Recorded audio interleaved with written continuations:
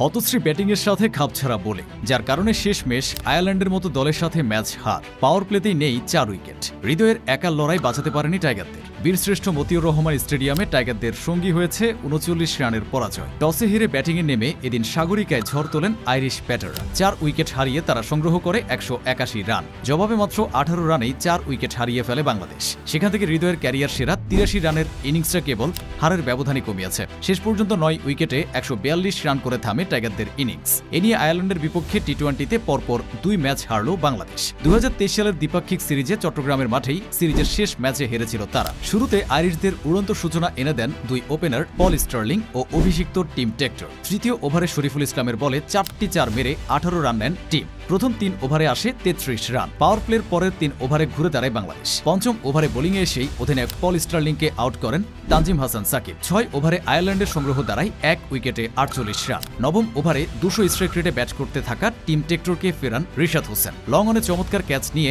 31 run করা টিমকে সাজঘরের পথ দেখান তানজিদ হাসান তামিম। টেক্টর ভাতৃদ্বয়ের জুটি ভাঙার পর কিছুটা ভাটা পড়ে আয়ারল্যান্ডের রান রেটে। তবে তৃতীয় উইকেটে লরকান টাকারকে নিয়ে আবারও ঝড় তোলেন টিমের বড় ভাই হ্যারি টেক্টর। পানি বিরতির পর 2 ওভারে 27 রান তোলে আইরিশরা। তবে বেশিক্ষণ টিকতে পারেনি টাকার। শরীফুল স্লোয়ারে ধরা পড়েন কাভারের ফিল্ডারের হাতে।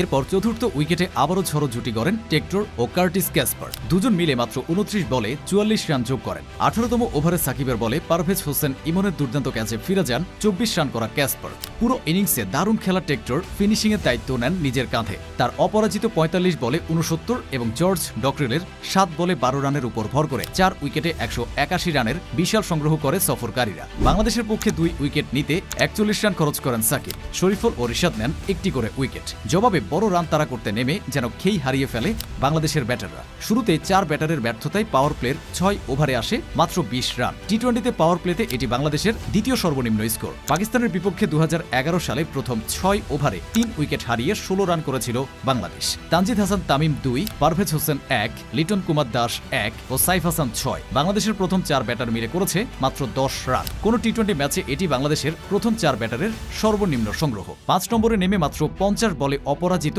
83 রান করেন তাওহিদ হৃদয়। 5-4-এর সঙ্গে মারেন 3টি ছক্কা। এছাড়া জাকের আলীর ব্যাট থেকে আসে 20 রান। তৃতীয় সর্বোচ্চ 12 রান করেন 10 নম্বরে থাকা শরীফুল ইসলাম। হৃদয়ের 83 ছাড়া বাকি সবাই মিলে করেন মাত্র 49 রান। এক পর্যায়ে 74 রানে 8 উইকেট হারিয়ে ফেলে বাংলাদেশ।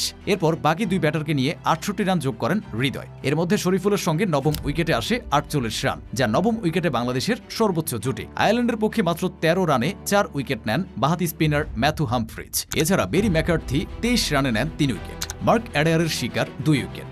সিরিজের দ্বিতীয় ম্যাচে আগামী 29 অক্টোবর আবারও মাঠে নামবে বাংলাদেশ এবং আয়ারল্যান্ড। খেলার সব হাইলাইট, এক্সক্লুসিভ বিশ্লেষণ এবং লাইভ আপডেট পেতে চান তাহলে এখনই সাবস্ক্রাইব করুন স্পোর্টস বাংলা, আপনার স্পোর্টসের একমাত্র ঠিকানা।